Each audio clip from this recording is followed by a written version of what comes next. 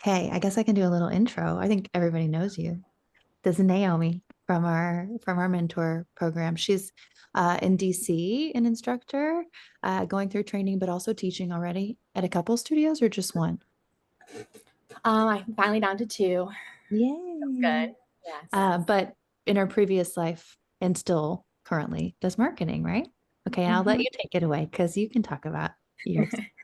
Yes, prior to doing Pilates, I was working at a marketing and advertising agency full time, and I was really doing advocacy communications. I was working for like American Cancer Society and American Beverage Association and all of the lobbying that you think that would happen in Washington, D.C., and spending millions and billions of dollars. And it was really fun. And now with a budget of zero, basically doing that same thing for some Pilates studios locally, but it's way more fun. But I wanted to put together, we were talking about a few weeks ago, just what you can do as a Pilates teacher on social media to bring in clients.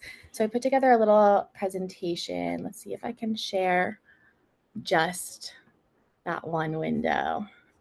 Do you see a whole thing? Oh no. Wait, I can't hear you, Brooke, if you're talking to me. Yeah, I am talking to you. Presenter view. Like that's what it looks like because we can see your slides underneath. Oh, I see. Okay. No. We're not in any hurry. I know how this goes. Take your I've time. never presented on, I was formerly a Teams person. Oh, sorry. New platform. I don't New. know Teams. Okay, I think this will work. Share.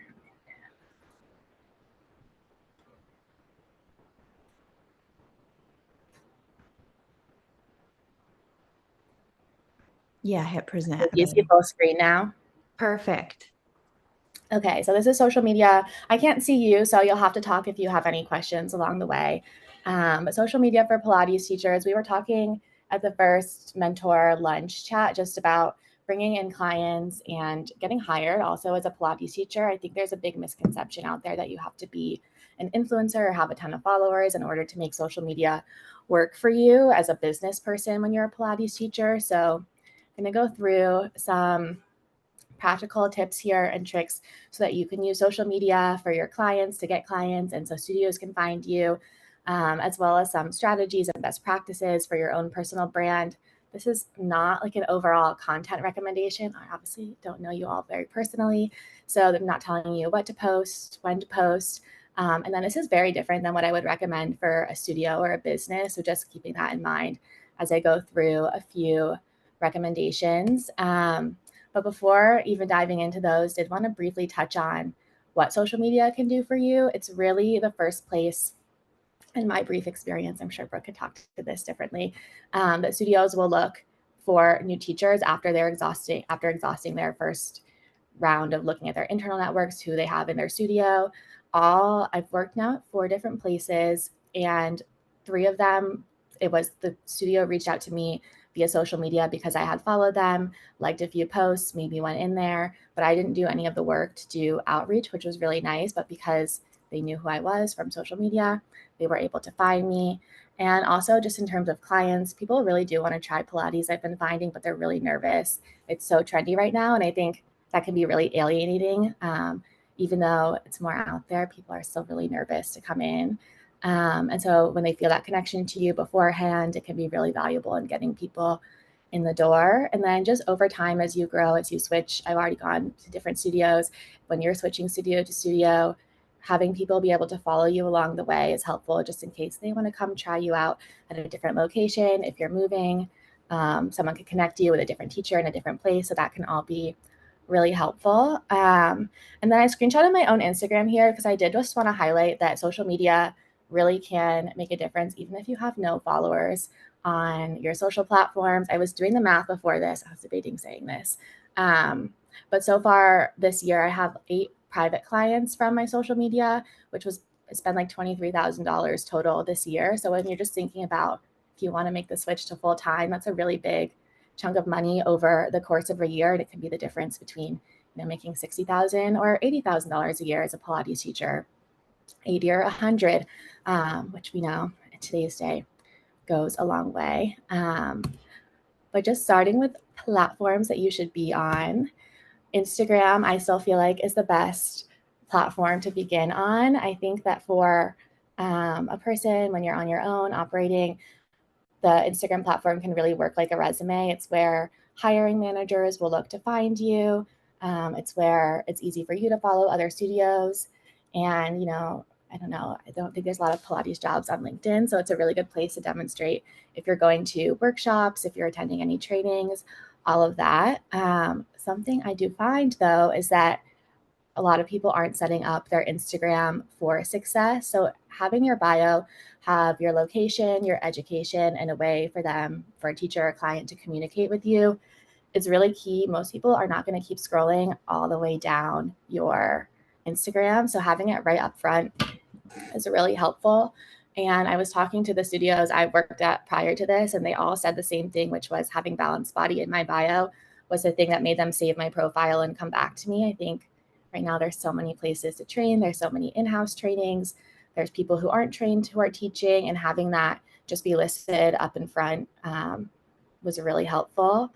And having a place, as I'll get into this in a minute, but being able to collect emails and have clients easily book with you can be done on Instagram, which is also another big benefit of creating that community, creating client relationships over time. I have included a few hot takes throughout this presentation. These opinions are just my own. There's lots of gurus, business gurus out there who will have different opinions. Right now, people are talking so much about video content. The algorithm prioritizes video content, hashtags, blah, blah, blah. I do think that unless you really have the time and capacity to make that content, it's really not essential. And there's no reason to not post content if it's just going to be static photos. That's totally fine. If you're thinking about, the landscape that you're in, I'm in Washington, D.C., there's maybe 12, 15 Pilates studios in the entire landscape that I would work at. There's maybe 3 that I really wanted to work at. You don't need to make videos for those 3 people if you're trying to get a job. That's a lot of time that you're spending, and you could just take a picture, put in writing. It works just as well for this very niche thing. If you're trying to become an influencer, grow a business, obviously that is different. And then just making sure that you're sharing, if you're going to classes, workshops, tagging those people, tagging studios, they'll repost you, you'll get seen by their followers. Some of that is obvious, but I really do find that like bio setup is for some reason really overlooked. I don't know why that is. And then for your stories, once you have clients, studios following you, you can really use stories so effectively to collect information from people. If you have, like if you are working with a booking software, whether it's Mind Body Moments, you can add a link. Make sure that you change your link from just the URL to adding your text to tell your client what to do. That's also another thing that people, I don't know why they're not doing that, but it's very confusing if you just put a URL there with no directions and you can just change what it says. You can put a question box to collect emails. I'll also touch on this in a minute, but over time, I'm really focusing here on social media. Over the longevity of your career, email is always going to be the best way to keep in touch with clients. It's the best way to sell something. It's the best way to keep people updated. You get the most bang for your buck, but it takes a lot of energy up front. It takes a lot of work to build your list. So I feel like when you're just starting out, thinking of yourself like in that email collection phase, collect emails every time you get a client. Make sure you have their email. Make sure you're getting it for your personal list if you can, and then just hold on to them for now. And you don't have to start a newsletter if you don't know what you're talking about, or you're just writing for 2 people. Like, reserve your energy and keep them until you need them. And then you can also have people turn on their notifications if classes are filling up on the regular. You can, or you're launching a product, whatever it is, you can turn on your notifications and have people get alerted when that is. I do find email and links are the big things Can here. I add Yeah. something? Mhm. So just for those of you, like I have some experience with what she's talking about here, but if you've never done this before, I'm gonna kind of talk you through. I'm gonna make it to where I can see you guys. Hold on. I don't know. It's this little, when you go to your stories, can you see my arrow, my mouse? Yeah. It's this little button up here. When you go to make a story, whatever your picture is, and you press on that, it will give you a bunch of options. One of them says link, and you can copy paste in a link, and it will say add text. And that changes what, instead of saying naomiperrypilates.com, it will say, this is a link, or go here, And it you have etc. you could miss it. I was thinking about it because I'm not very good at this stuff. I'm getting better and I've been doing it for years. But if you're going to add a story and then you pick your image is what she's saying. So pick your image. And then I feel like that like changing the text took me a little bit to find. So you do link and then and I don't know if you guys are walking, you should be walking through this on your Instagram with me. I'm pretending to be posting a story right now. So I'm going to add the link. It says URL. That what she's talking about changing the text is underneath is a plus sign that says customize sticker text. If you click that, you can type whatever you want it to say instead of this is the link part. So just so that you know that. And then I'm going back. Here's how you can collect emails. That That's would a be question box. So in that same little place, it should say question as an mm-hmm, option when you go to add a story. mm-hmm, And it does. just change what the question is and type in your own question. And then it collects all that for you. And she's right. You may not need an email list now, but you will. So keep those for later. I'm gonna also try to do the notify thing. I'm guessing it's in the same spot. That just says notify, and you can't, I don't think, change the text for notify. But just if you have, like, I just did a prenatal course. If you're starting a prenatal workshop and you want people to know it's going to open up for registration on Thursday, you can just put a notify, and that will tell people, it'll give them an alert to come back to your page when that launches, which is nice. People So forget things. cool. Okay, thank you. Sorry for interrupting. I just wanted to go a No, little. thank you. Okay, that is Instagram for now. And then going into TikTok, I feel like there's lots of conversation about TikTok. I don't know how long it's going to last. It is really helpful in working like a search engine for your content. It is um, really unparalleled in that regard, unless you have a website that's getting a lot of clicks and you have really good SEO and you've paid a lot of money to drive people there. TikTok really can do all of that for you without having to put in that effort on the front end of getting a website set up, hiring people for all of those things. Kind of similar to my Instagram hot take is that you don't need to spend a million hours making these crazy videos about who you are and what you do and trying to become an influencer. I think I've made maybe, I don't know, maybe 6 videos over the past 6 months. And a few of them are just like swipe through pictures of like what I do in DC as a Pilates teacher, classes I've taught this week. I have one on like the reformer, and that's really it. But how you tag and caption your videos can go a really long way. So making sure that you are putting like the location of your city, town, whatever, your studio, if they have a following, you can add that when you post. Hashtags, I think, are kind of lost now on Instagram, but on TikTok, they still go a really long way in getting you up in the algorithm. And I don't think you need to post a lot, and you can still maintain that presence when people look for you. And I would encourage you to think about what you think people who are in your area will be searching for when they're looking for Pilates, whether that's reformer, whether that's mat Pilates, or mat sculpt, and include those words in your video and your hashtags so that you will pop up. And it's easier than I would think. It was easier the first time I started getting clients from that. I was surprised, but it has been a really helpful tool in getting people in through the door. Content that gets you clients is really not going to be the same as like what gets you followers. I have not really focused on growing a following, but most of my private clients are who have come from social media or from TikTok.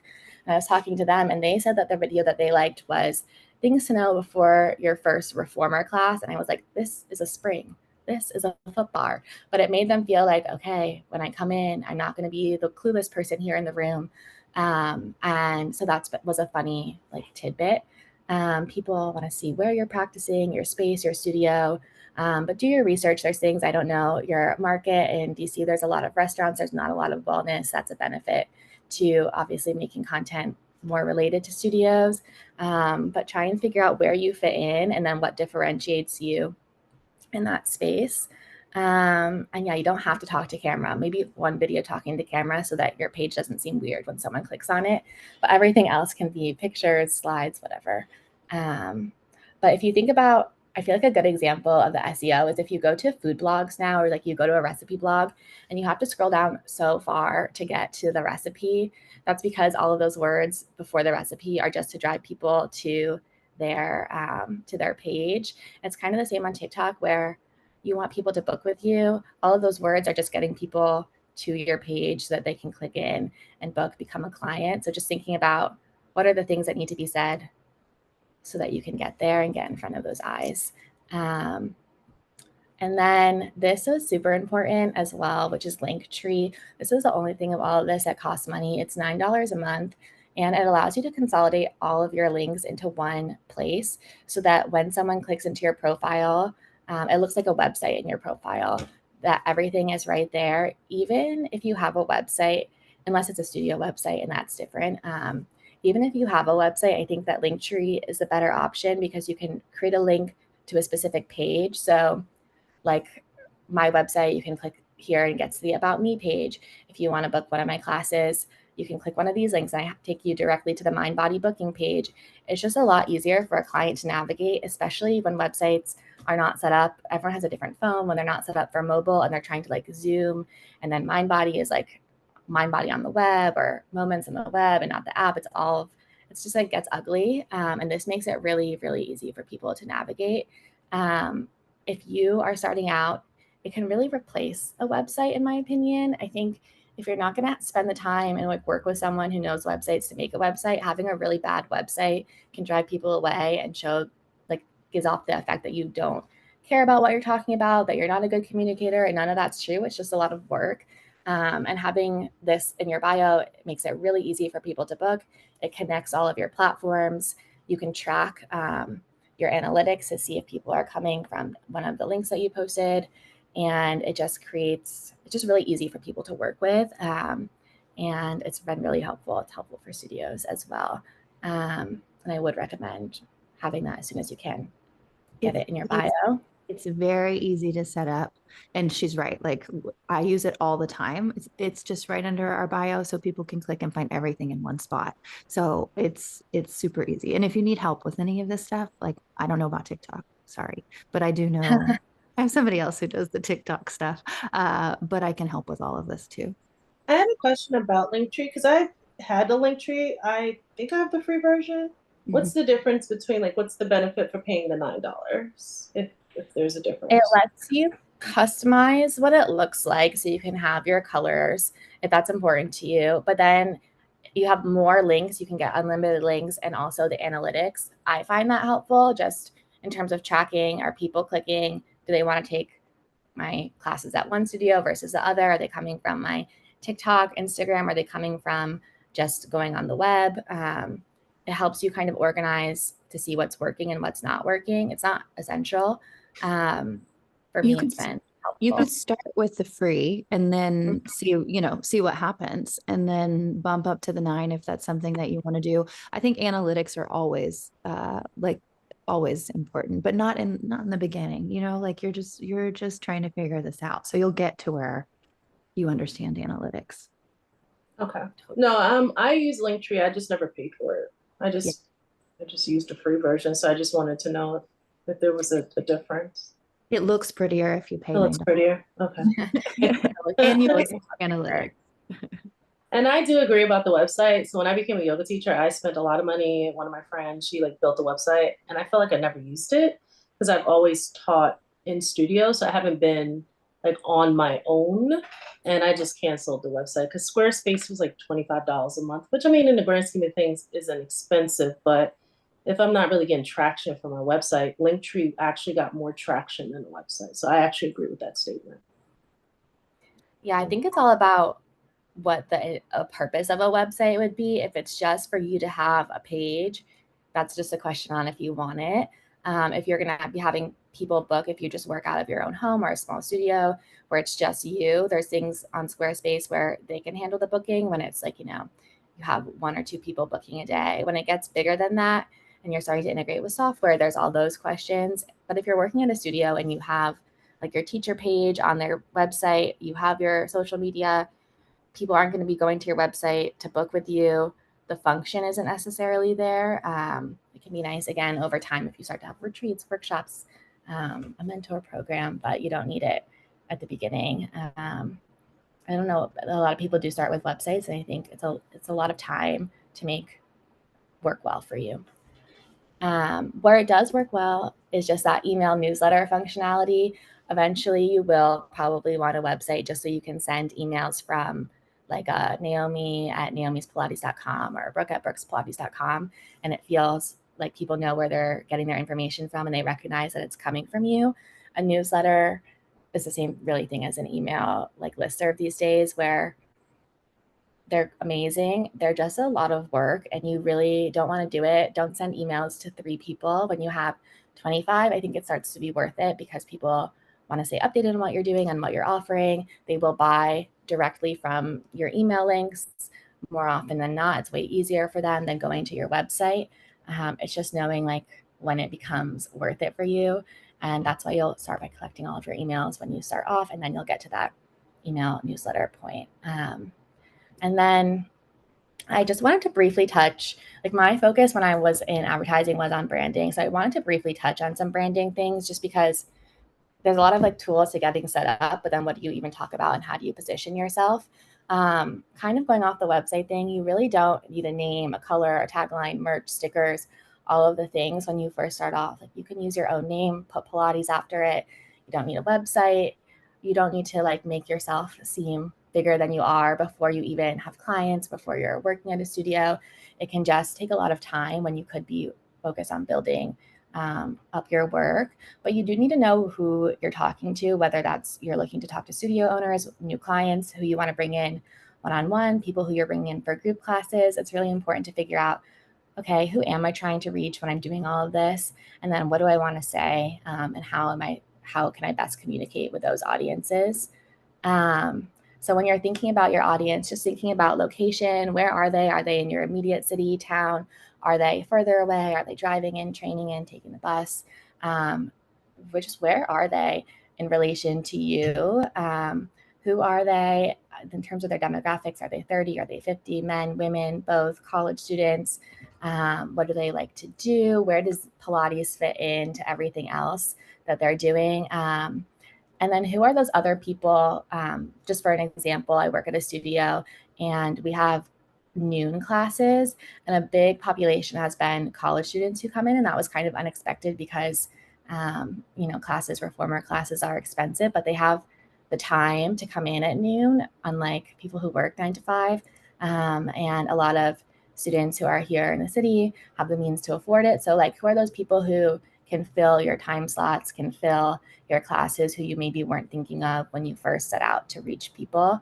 And just write it down. It doesn't need to be super crazy organized here. But this exercise, this is from the agency world. It's kind of woo for a Pilates teacher. I do think it's helpful to kind of go through it in your head and figure out who you are in the greater landscape. It's called the 4 C's. It's category, cause, culture, and consumer. And you walk through and ask yourselves these questions, like, how are you unique among the other people in your category? Why are you doing this? What's your purpose? What cultural tension do you relieve? And that's really asking, like, there's so many people out there to take Pilates with. Why should they come to you? And then what do your audiences want? And when you answer these 4 questions, again, you can just scribble this down in a notebook.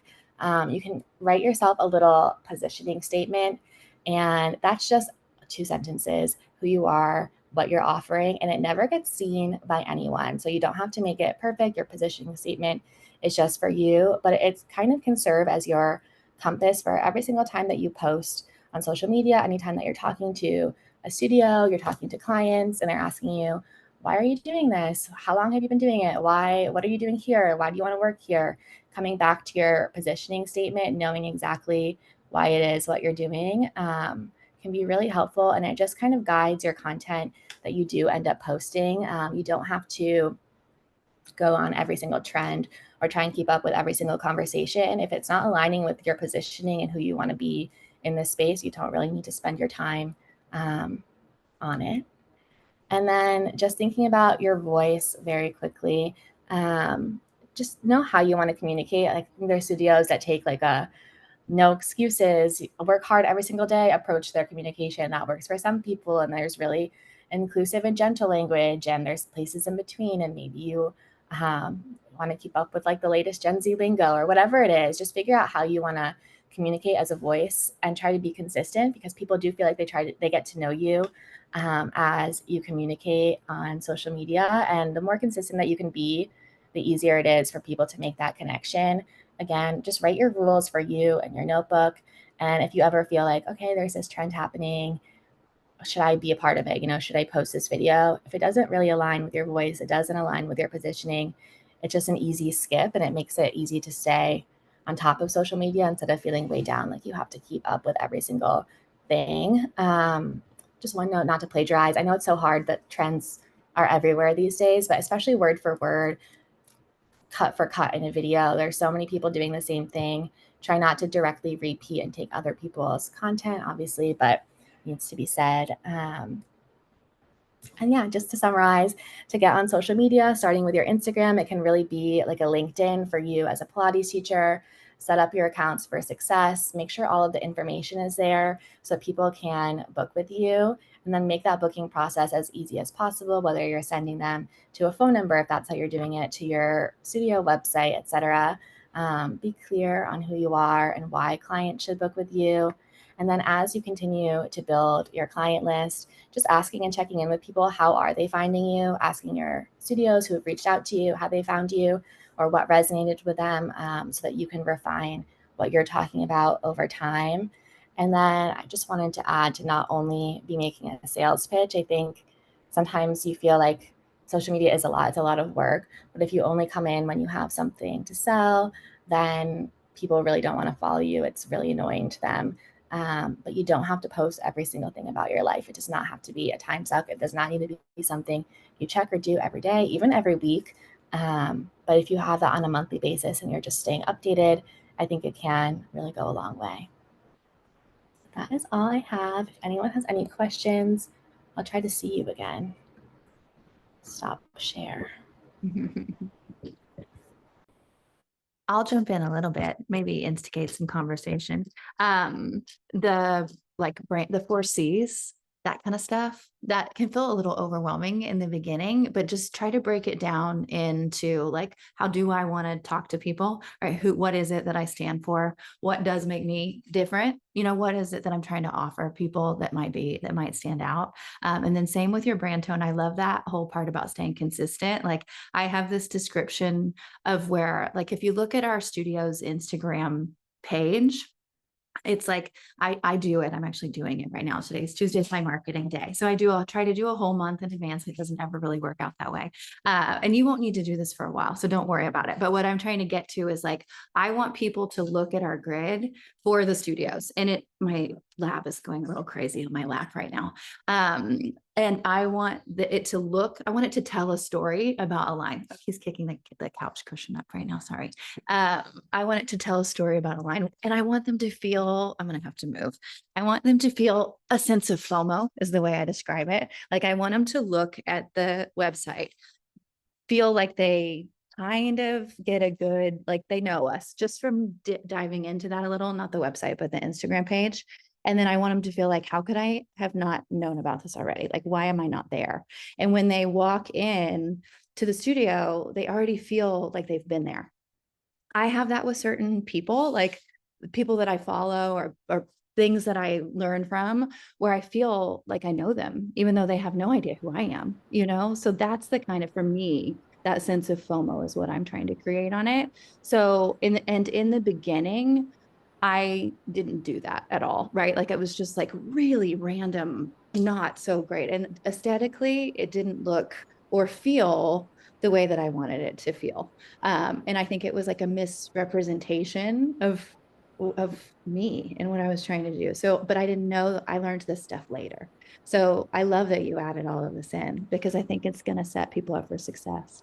I feel like it's like, if you ever see those videos of like what you ordered versus what arrives in the mail, you never want people to feel like when they come into your studio or they come in for a session, that is not what they ordered beforehand. You want people to feel like they came in because they saw you and they wanted you, and then they have that experience and they're so excited. They're waiting all week because they ordered it and they're going to come in. It's coming in on Thursday, and then they get there and it was so fun. They can't wait to get another one. And that's kind of what you want to create with your social media. Like, be accurate, trying to, that was like my, you're not Oprah. You don't need to have all these like sweatshirts and mugs and all the things that you start out with, because people are going to think it's one thing. And then when you can't provide that service, that level, or like you have a beautiful website, but you're in your garage or something, which is great. But if they think you're at a studio, then they're going to be confused when they get there. So just maintaining that realistic expectation across makes people feel like, okay, I know what I'm getting. I got what I got, and I feel really good about it.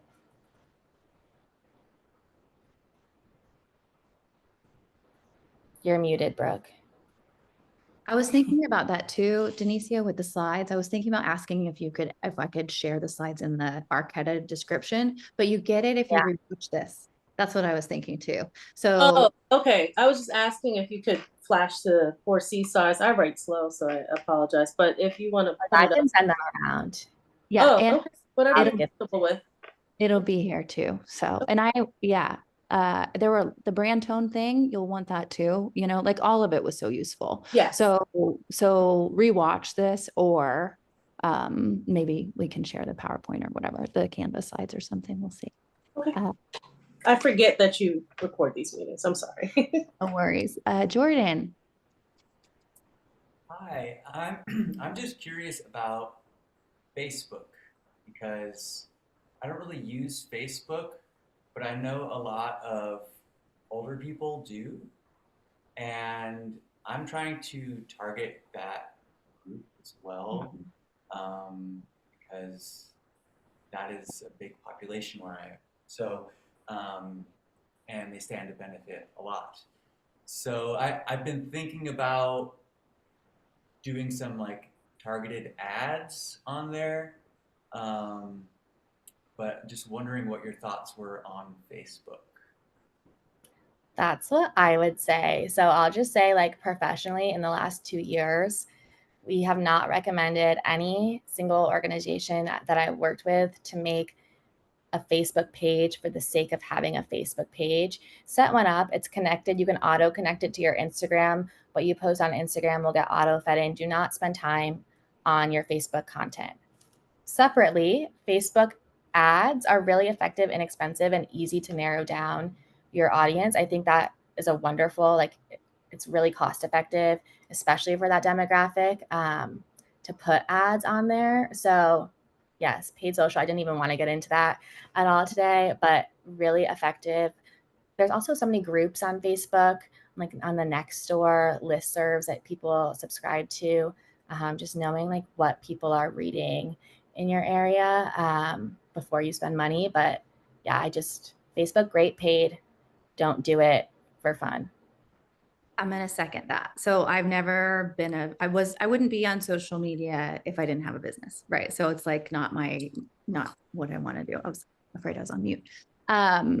So Facebook, when that became a thing, I never got onto it. It was like didn't want to do it, but I have a business, so I had to. So they're connected now. They used to be separate, right? So it used to be like you had to have Facebook, you have to have Instagram, but I had a business Facebook and a line, and I don't ever post anything. I don't ever look at it. But when I Instagram post, it auto posts onto Facebook. So the feed looks the same. There are some little tricks, like sometimes I'll post something on Instagram and it'll have a error and I need to correct it. And then it'll like double post on Facebook, but I don't really care. Like I'm not over there maintaining it, but you're right. It is your demographic. So that will do that. And then the ads, I'm glad you said I find the ads to be intimidating. It doesn't keep me from doing them. One of my main fears as someone who didn't really finish college at all, much less with a marketing degree or a business degree. I am never confident that I'm hitting the right demographic, and I don't want to waste money, but I think there are really easy, it seems like it makes it easy to narrow that down if you know your demographic. I think so. This is really getting into the weeds of things, but there's typically two goals when you're doing paid advertising. There's awareness and acquisition. paid ads on Facebook when you're small and starting out are really good for awareness. So getting people to like know that you exist, it's really easy to pay to get people to know that you exist. It's really hard to pay to get people to buy your service, especially when it's expensive. Pilates, it's not a $3.99 thing that you can just put on your Apple Pay. So from that perspective of acquiring people who are then going to become paying sustainable clients, sometimes like if you go to a doctor's office where you know that there's a community of the older population going to, or putting a poster in the library where people are congregating, they already trust the information that they're getting there and they're there frequently, it can be a little bit of a lower, even more successful like path to doing it, especially at the beginning, that you just run into that like conversion, you're getting into so many things. But just thinking about what your goals are, if it's to just raise awareness, you open a studio, of course, be on Facebook so people know that your business opened. But if you're trying to get people, like 5 people to pay for a class, there's probably other ways to get 5 people. I am going to agree with that, especially in where you are, right? Like you'll know you're hitting your target market if you go into certain places. They're going to be right there waiting in line for things. So putting up posters, and then that ties in that whole thinking about who you're talking to is called like your ideal client avatar. And so you're thinking about like all the things that she said, right? Like where they are, you want to think about like what problem are you trying to solve for them? Right? Like what are their pain points? What are this is what I'm doing every night for teacher training. I'm working on this really big project and I'm deep in the weeds of learning all this pretty advanced marketing stuff. It's like you want to speak to their pain points and their deepest desires. So like figuring out who they are, what problem you can solve for them, and speaking to where they want to be. And you can do that in a picture, right? This stuff is so fun, especially because you're so creative, Jordan. And it's like such an art to it. And sometimes it can feel like you're trying to be salesy or something, but you're not, right? You're just trying to help these people and you're trying to reach them and tell them, hey, this is what I'm doing and it can help you. Right. So don't. And don't be afraid to be repetitive. Like there's a whatever that's called where you go up and down. There's a point where you want to be repetitive so that people hear your message. And like the first time they're just going to scroll past or they'll just leave. The second time they'll be, oh yeah, I saw that before. And then the third time they're probably reading it and being like, oh yeah, I really want to do this. Then you start to hit 4, 5, 6. It's called like frequency in advertising. You're like, okay, I'm getting really annoyed that I'm seeing this. So you want to hit that sweet spot, but like say it 3 times. No one is going to buy something the first time they hear about you. And that's not like your ad or your message or speech did not work. It's just they forgot about it. It does not sink into your brain. They have no idea they even saw it. Like I've done focus groups where you show people 3 ads and 25 minutes later, what were your ads about? No idea. No one remembers anything. So just it's not a failure on your creative. Yeah, definitely. And then I'm going to go back to the picture. Like, cause I said, I was like, you can speak to all these things in a picture. One of the mistakes I think I've made over the years is I'll pick the pictures that I really like, right? But that's not speaking to the client. So when you're doing your creative stuff, if it's posters or whatever, but even posting, think about what's going to speak to them and what's going to really resonate with them so that when you post it 3 times or whatever, however many times you have to for them to see it, it speaks to them, not you. That was a big mistake. I mean. And if you're not working with a graphic designer, just keep in mind who's reading your stuff, because do not use 8-point font because it looks really cute on Canva or like tan on tan on tan. Like you really want things to be legible. And if you're using like a swirly whirly font or italics, like sometimes I just walk around DC and I'm like, I have to get up close with a magnifying glass to read what's on this poster. And I know someone like me made it because it looks so cute on Canva. And then you print it out and you're like, shoot, I just spent all this time. I'm not going to fix it. But you want people to really see from, a distance, even on social media. Like when you're scrolling, send it to your mom or your uncle and ask them, can you read this without zooming in? And if they cannot, perhaps just address that before you go and post. Yeah, I think I'm still making those mistakes and learning from them. Like I get stuck in the weeds on that stuff a lot. So yeah, that's important. I'm messing up on that right now. That's okay. That's how we learn. Okay, specific to like what you guys are doing, are hoping to do with it. You're here. So do you have any specific questions for you each individually? Putting you on the spot. It's okay if you don't. Okay. Yes. See, how often do you recommend to, you mentioned that we don't have to be creating content like every day or so, so it can become overwhelming, but how often it's good? Like now that let's say we're gonna start pretty much the page on Instagram from zero, like, what do you recommend? I think when you're getting set up, you want to populate your page so that you don't just have one picture on there. So even before you make it public, put 4 or 5 pictures up, have descriptions, Okay. who you are, your bio. Don't count that as your social media content. You're still going to have to repost your bio, who you are, your about me, but just so that there's pictures there, you have a feed when people go on to check you out. I really think you could do every other week. Even monthly. There's no use in posting content just for the sake of it. If you think like your LinkedIn, you want to update it every time you get a promotion and every single time you go to a workshop, but you don't need to post every single time someone gives you a new thing to do at work. Like that would be crazy to do. And so when you're thinking professionally, again, this is different if you're trying to start a blog or like become an influencer, but if you're just thinking professionally, I want this account so that so-and-so from whatever studio reaches out and they want to see some examples of what you're doing around your city, I think monthly is fine. Don't, especially if it's hard. If you don't like it, don't spend your time doing it just to have it up there. Okay, thank you. What's what's the benefit of starting like a YouTube channel and posting yourself doing movements? If you have a following somewhere else, like Instagram or TikTok, I think starting a YouTube channel can be helpful if you want to do a full workout. I think right now growing, this is just like my practical advice. I'm a dream crusher, but I think right now starting a YouTube channel from scratch to like build an audience and make money is a really, really hard game, especially if you don't have a good camera and you don't know how to edit and you're paying for software to edit and paying for a studio space to film in. Like if you're filming in your living room, I think that era is unfortunately kind of gone.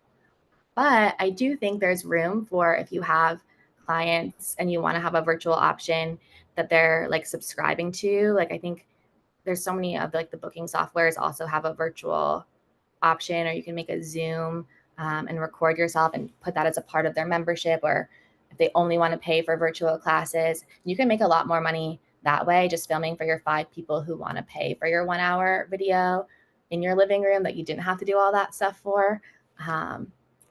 Unless you have a really like, if you're super targeted and you have like a certain illness and Pilates for this illness or Pilates for this life experience that you could like leverage, I think it's just really hard right now.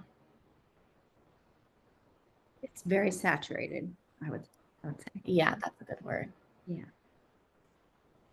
Yeah, I agree, because I actually do have scoliosis, and there's a lot of scolio Pilates teachers, scoliosis yoga teachers. But no, I was just curious. That's not what I wanted to do, but I just always thought, like somebody told me, like you need to create a YouTube channel, and I just went down like a rabbit hole in my head that just seems really complex to do. So yeah. I think it's also like, oh, go ahead. Oh, sorry, Go ahead, please. You go. Like thinking about where you add the most value, like based on your own life experience. Like if you were working at a production company and then you decide to become a Pilates teacher and you've got all the stuff and you know how to make really good video content and that's like such a light lift for you, then you're adding so much value by bringing really well produced Pilates content to YouTube. But if the value add is just this one little piece of information, like you're saying with scoliosis, and there's already 90,000 million other videos out there, and then you're not adding something new content wise, and you're not adding anything like production quality wise. And it's like, okay, where can I take my value out of having this information and bring it to like working with a doctor or working with a physical therapist in your area? Like where can you bring that value somewhere more easily for you? I do think that is enough of a specialty niche, though. That's not that specific is not. I'm talking Pilates online is oversaturated, like everybody's trying to do it Totally. now. I don't know if I believe that about scoliosis, though. I think that's might be enough of a niche. So don't let. I'm not the dream crusher. I'm the like, let's find a way. And I'm already like, okay, Jordan, you're doing the production stuff because that's what he did. Like, so sorry, and a dancer, so he could do that. Well, I got feedback that my videos, I've only done a few so far, but like with my cinema camera and stuff, and I plan to keep doing it just to follow my own like journey and like, you know, but it's like I'm not my client. I'm not who I'm trying to draw in. And when people see someone doing an super advanced Pilates thing, they're like, that's not for me. So I think those are two separate businesses, right? Like what you're trying to do there in Wimberley, you need to speak to your clients.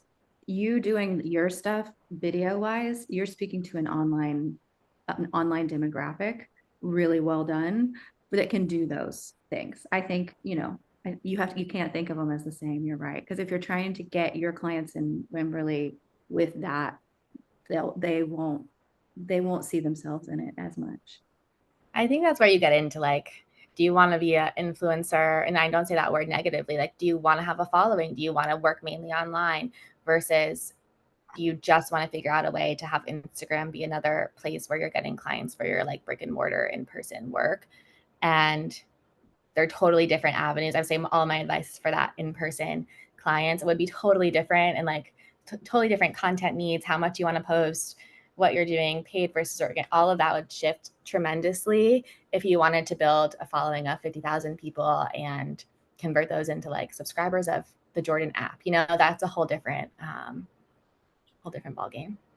I'm trying to see how little I can do. Okay, well then yeah, don't like maybe come back to that or work a little bit like piece by piece whenever you feel like it when you're inspired, but then shift your Wellspring page to be like speaking to those. And I need to go look at it. I think like speak to those people. I could be wrong. I don't really know what I'm doing. So Naomi, Well, there are some there's other age groups.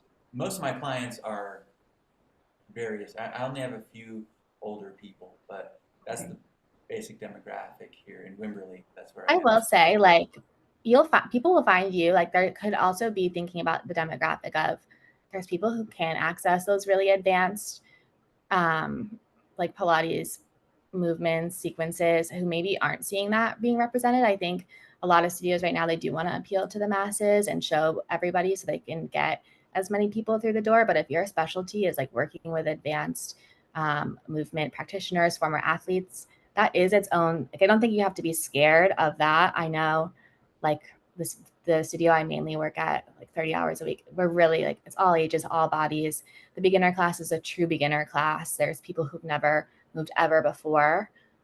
That's great. It's also great to not have that. Like, people do want something different. Like there's plenty of people out there who come in, and especially for privates, there's a lot of athletes who come into the studio to work with the owner. I'm always like, I don't know who that is, but I know you're professional because I've never seen anyone who looks that tall or that big before. And they love it. Like, it's just it's narrowing down who you're talking to either way.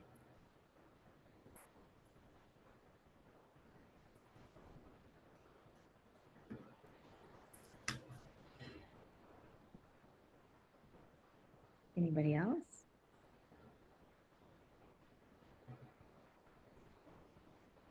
Okay. This was really, really great, Naomi. Thank you for having me. Thank you for the questions. Thank you for doing this. I'll put the recording up. We'll put the slides maybe in the description if that's easy to do. But yeah, and then just reach out if you have questions. I loved the Linktree thing instead of a website. That's so smart. So much cheaper, so much easier. Most people don't even have laptops now. Like, people are just on their phones. Yeah. Good. Cool. Okay, we'll have a great. Oh, wait, we should do a picture. Hold on. Last time I looked a little crazy on your Instagram. Sorry. Hi, Crystal. Okay. It's just that I have a mess back here, which is why.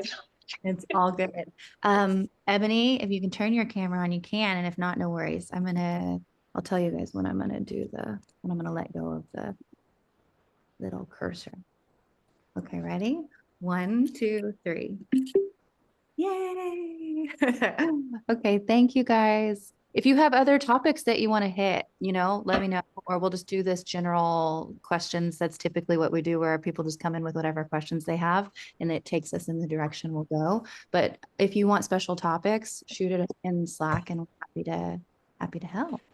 I want to do Hey, a topic on training men. Okay. Please. I'm getting more males coming into I my love classes. And it's not a problem. I just want to know what the general, and they're tall, which I'm Okay. tall too. So I'm not short. I'm tall. So Okay, cool. Great. Hey, Brooke, I just had a quick question. Any updates or any decisions on the Houston space? So I can tell you, it's just waiting on me to pull the trigger. The ACE, I'm really glad I was in there for 6 weeks. And if anybody needs to go, feel free to go. But I was in there for 7 modules so far. Again, this weekend will be 8. They realized that the AC wasn't working. So they're fixing that. I'm not taking a space that the AC doesn't work. So they're fixing that. They're dealing with the termites. There were just a lot of issues. I think realistically, the plan is for me to take over. I just have to sign it. The plan is for me to take over starting in July, probably in June. I will open it up to mentor, probably mid-June is what I'm thinking, because it's mid-May. So their space isn't ready yet, so they can't move out yet. But I mean, I say this every month. I can't imagine that it's not going to be by the end of this month. Their Pilates studio just opened and they're moving next door. So I think by mid-June, we'll have those 5 reformers that are already there. I'll go ahead and open it up to mentor program for open studio hours. I'll put some cameras in so people can join as a group, and we'll start that, like getting everybody ready who wants to teach there. Just say it. Starting in July. So that's what I think will happen. We'll open it to the public in July, hopefully a little bit early for mentor people. We have to take another picture. Sorry, Ebony's here now. Hi. Okay, we're taking one more. Oh, wait, Jordan. Oh, you're just turning. Hi. Okay, here we go. I'll tell you when I'm letting go. Okay, ready? 1, 2, 3. Yay. Okay. Thank you, everyone. Thanks. Bye. Thank you, Naomi.